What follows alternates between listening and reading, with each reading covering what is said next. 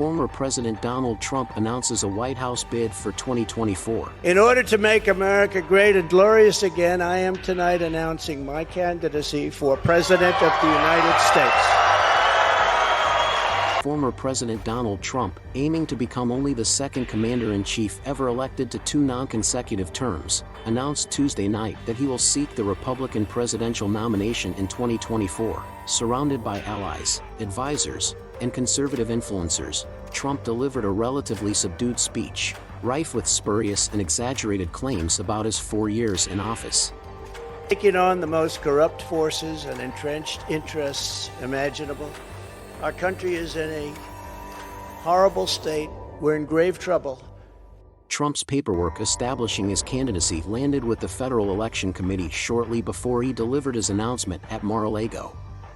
President Biden says the missile was not fired by Russia. President Biden says it is unlikely that the missile was fired from Russia, but the G7 statement contradicts Biden. This has led to outrage on social media where people have started questioning who launched the strikes in Poland, with some suggesting Ukraine fired Russian missiles to force NATO into action. This comes after missiles struck a Polish city last night as the G7 leaders are holding emergency crisis talks.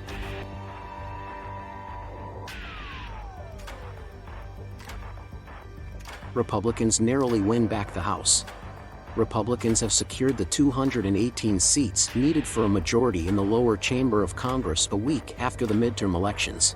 If they win, I should get all the credit, and if they lose, I should not be blamed at all. Kevin McCarthy, the Republicans' leader in the House, celebrated the result. But Democrats will retain control of the upper chamber, the Senate. The new Congress will convene in January.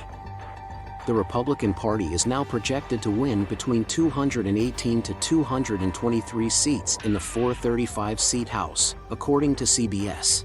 But with votes in several cliffhanger races still being counted, their majority may not be clear for days or even weeks.